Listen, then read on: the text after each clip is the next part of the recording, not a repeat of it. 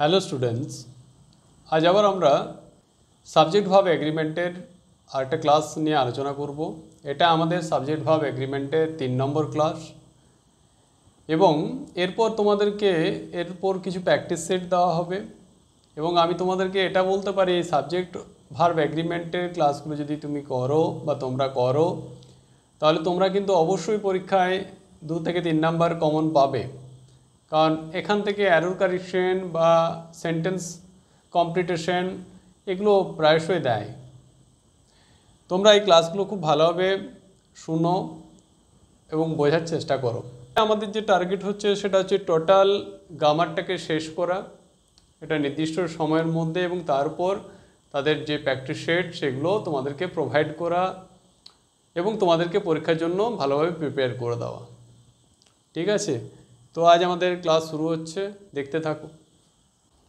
দেখো, rule number 12 আমরা already rule number 11 আগের ক্লাসে কমপ্লিট করেছি। এবার রুল নাম্বার 12, যদি কোনো কালেকটিভ নাউন এরপর সাবজেক্ট হিসেবে প্লুরাল নাউন থাকে, মানে কালেকটিভ নাউন বসবে, যেমন ধরো এ বাঞ্চ অফ, তারপর প্লুরাল নাউন বসে বলেছি, যেমন গ্রেপস, দেখো প্লুরাল নাউন আছে।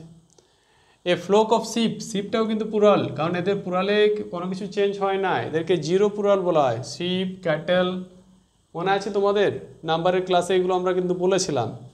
নাউন থাকে, তারপর সিঙ্গুলার ভার্ব বসে। কি বসবে? Singular verb. তাহলে a bunch of grapes, a flock of sheep, a team of players, এ দেখো। তারপর আছে a set of combs, a fleet of ships বা এ হার্ড অফ ক্যাটেল। যদি এই ফরম্যাটে হয় তাহলে এরপর কি বসবে? সিঙ্গুলার ভার্ব বসবে।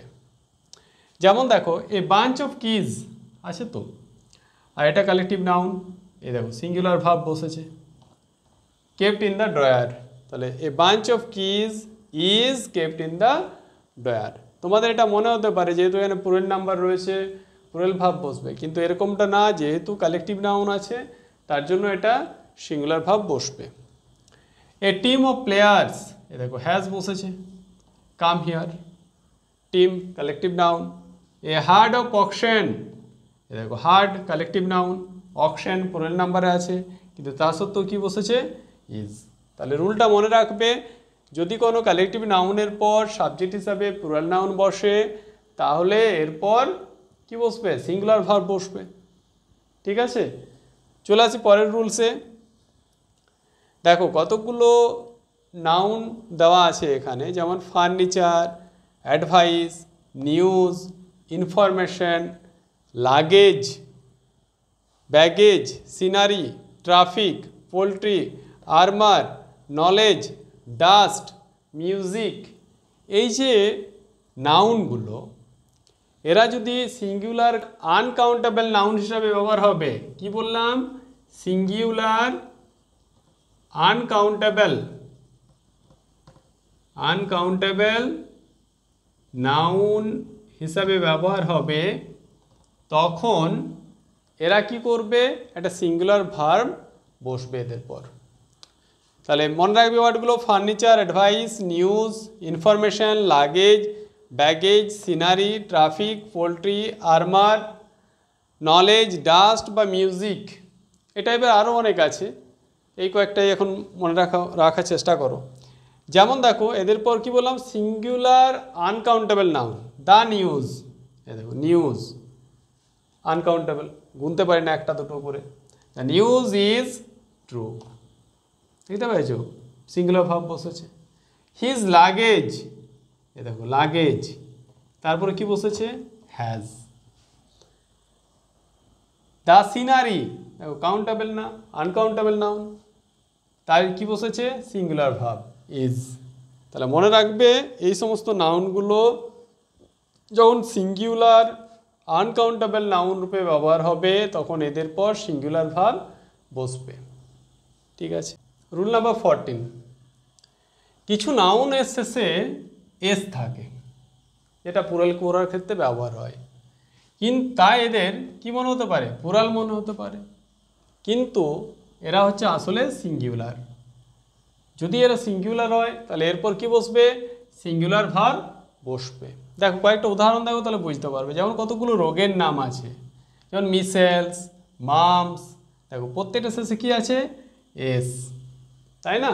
তাহলে দেখতে প্লুরাল মনে হচ্ছে কিন্তু আসলে এগুলো সিঙ্গুলার। এরকম আরও আছে, বিলিয়ার্ডস খেলাধুলার নাম, ঠিক আছে। সাবজেক্ট যেমন mathematics, physics, linguistics, civics, phonetics, এরকম আরও অনেক সাবজেক্ট আছে, সেগুলো আমাদের দেখো প্রত্যেকটা শেষে এস আছে, তাহলে এরা দেখতে প্লুরাল কিন্তু সিঙ্গুলার। সে যেমন দেশের নাম ইউনাইটেড স্টেটস অফ আমেরিকা, বুকসের নাম আর্মস অ্যান্ড দ্য ম্যান, এটা মনে রাখবে জর্জ বার্নার্ড শয়ের লেখা। আবার টেলস ফ্রম শেক্সপিয়ার, এটা হচ্ছে চার্লস ল্যাম্ব এবং মেরি ল্যাম্বের লেখা। দুজনে শেক্সপিয়ারের যে ড্রামাগুলো সেগুলোকে শর্ট স্টোরি আকারে বের করেছিল এবং সেটার নাম ছিল টেলস ফ্রম শেক্সপিয়ার। তো দেখো প্রত্যেকটা ক্ষেত্রে সাবজেক্টের নাউনের সাথে কি আছে, এস বা এস যোগ আছে। তো যখন এগুলো এস যোগ আছে এগুলো দেখতে প্লুরাল, কিন্তু এগুলো হচ্ছে আসলে সিঙ্গুলার সেন্সে সবসময় বসে। যেহেতু সিঙ্গুলার তাহলে কী হবে, সিঙ্গুলার ভার্ব বসবে। যেমন দেখো ম্যাথমেটিক্স ইজ বসেছে, মিসেলস ইজ বসেছে, বিলিয়ার্ডস ইজ বসেছে, তাই না? তাহলে এটা সাবজেক্ট, এই দেখো এস আছে এবং তারপর ইজ বসেছে, কারণ এটা সিঙ্গুলার। কিন্তু তোমাদেরকে এই রুলসটা একটা ব্যতিক্রম আছে শুধুমাত্র সাবজেক্টের ক্ষেত্রে। কীরকম ব্যতিক্রম সেটা দেখো, সাবজেক্টের নামের আগে যদি পজিটিভ প্রোনাউন থাকে, কোনো একটা পজিটিভ প্রোনাউন থাকে, যে পজিটিভ প্রোনাউন যেমন হিজ, এটা পজিটিভ প্রোনাউন, তাই না? তখন কিন্তু এটা প্লুরাল ভার্ব বসবে, এটা মাইন্ডে রাখবে। তাই সাবজেক্টের নামের আগে যদি কোনো একটা পজিটিভ প্রোনাউন থাকে তাহলে তার আগে কি বসবে, প্লুরাল ভার্ব বসবে, সরি তাহলে প্লুরাল ভার্ব বসবে। যেমন হিজ ম্যাথমেটিক্স, তাই না? এই দেখো হিজ ম্যাথমেটিক্স পজিটিভ প্রোনাউন আছে, ম্যাথমেটিক্স সাবজেক্টের নামের আগে, তাহলে কি বসবে বলেছি, প্লুরাল ভার্ব বসবে। আর হিজ সিভিক্স, এ দেখো পজিটিভ প্রোনাউন, সিভিক্স সাবজেক্ট, কি বসেছে, প্লুরাল ভার্ব। তাহলে যেন মাইন্ডে থাকে শুধুমাত্র সাবজেক্ট বসলে সিঙ্গুলার ভার্ব, কিন্তু যখন সাবজেক্টের আগে একটা পজিটিভ প্রোনাউন থাকবে তখন কি বসবে, প্লুরাল ভার্ব। ওকে, কিছু নাউন আছে, কালেকটিভ নাউন আছে, যেমন jury, mob, council, committee, team, class বা পাবলিক বা গভর্নমেন্ট। এই যে কালেকটিভ নাউনগুলোর দ্বারা যখন একমত পোষণ করা হয়, মানে তারা একটা ইউনিফাইড ডিসিশন এক্সপ্রেস করবে, তখন সেটা সিঙ্গুলার ভার্ব হিসেবে বসবে, মানে তখন তারপর সিঙ্গুলার ভার্ব বসবে। তাই jury, council, committee, team, class, public বা গভর্নমেন্ট এরা যখন একমত হবে কোনো একটা বিষয়ের উপর তখন সিঙ্গুলার ভার্ব বসে এদের পর। যেমন দেখো দ্য জুরি ওয়াজ আনএনিমাস, আনএনিমাস মানে কিন্তু একমত, ইন ইটস ডিসিশন, তাহলে একমত হয়েছে, তাহলে কি বসবে, সিঙ্গুলার ভার্ব বসবে। আবার দেখো the team has won the world cup, দেখো টিম মানে পুরো টিমটাকে বোঝাচ্ছে তারা ওয়ার্ল্ড কাপ জিতেছে, তাহলে এটাও কিন্তু একসাথে বোঝাচ্ছে, ইউনিটি বোঝাচ্ছে, একমত বা ইউনিটি বোঝাবে, তাদের একটা ইউনিটি থাকবে। দ্য কমিটি ওয়াজ আনডিভাইডেড, মানে আনডিভাইডেড মানে কি, কোনো দ্বিধাগ্রস্ত ছিল না, মানে একমত, ইন দেয়ার ওপিনিয়ন, ঠিক আছে, তার জন্য কি বসেছে, ওয়াজ বসেছে, দেখো, ঠিক আছে। এরপর দেখো কিন্তু যখন ভিন্ন মত পোষণ করবে, আমি বললাম না একমত হলে সিঙ্গুলার, ভিন্ন মত পোষণ করবে বা আলাদা আলাদা ব্যক্তিকে বোঝাবে, তখন কিন্তু এটা প্লুরাল ভার্ব বসবে। যেমন দেখো দ্য জুরি ওয়ার ডিভাইডেড, এই দেখো ডিভাইডেড মানে আলাদা হয়ে যাচ্ছে, জুরি মানে হচ্ছে বিচারক মণ্ডলী, যখন বিচারকরা আলাদা আলাদা মত পোষণ করবে তখন কিন্তু এটা প্লুরাল হবে, ওয়ের বসেছে, দেখো তাহলে কখন বসছে, যখন তারা আলাদা মত পোষণ করবে বা আলাদা ব্যক্তিদের বোঝাবে। এখানে আলাদা মত পোষণ করছে তার জন্য এটা ডিভাইডেড হয়ে, এই সরি ওয়ের ব্যবহার হয়েছে, মানে প্লুরাল সেন্সে।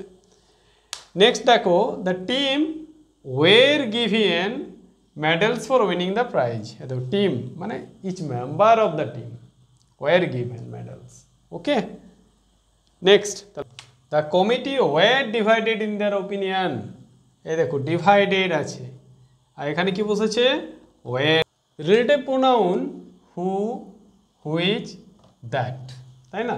এগুলো যখন একটা সেন্টেন্সের মধ্যে ব্যবহার করা হবে তখন তার আগে যে সাবজেক্ট থাকবে সেই সাবজেক্টের নাম্বার এবং পার্সন অনুযায়ী ভার্ব বসবে। তাই কি বললাম, দেখো এখানে যেমন এই সেন্টেন্সটার মধ্যে সাবজেক্ট হচ্ছে দ্য গার্ল, এরপর দেখো রিলেটিভ প্রোনাউন ইউজ হয়েছে। রিলেটিভ প্রোনাউন যে সাবজেক্টের পরে ইউজ হচ্ছে সেই সাবজেক্ট অনুযায়ী আমাদের অক্সিলারি ভার্ব বসবে। যেমন দেখো গার্ল, তারপর যে অক্সিলারি ভার্ব ইজ বসেছে তার তার নাম্বার এবং পার্সন অনুযায়ী ভার্ব বসবে। পরের এক্সাম্পল দেখো, আই হ্যাভ এ বুক, এই দেখো রিলেটিভ প্রোনাউন ইউজ হয়েছে হুইচ, তার আগে সাবজেক্ট বুক, তো এ অনুযায়ী বসবে। দেখো বুকের পর কি বসবে, হ্যাজ, কারণ বুক হচ্ছে থার্ড পারসন সিঙ্গুলার নাম্বার, তাই না? তাহলে মনে রাখবে রিলেটিভ প্রোনাউনের আগে যে সাবজেক্ট থাকবে সেই সাবজেক্টের নাম্বার এবং পার্সন অনুযায়ী ভার্ব বসবে। ঠিক আছে, চলে আসি পরের রুলসে।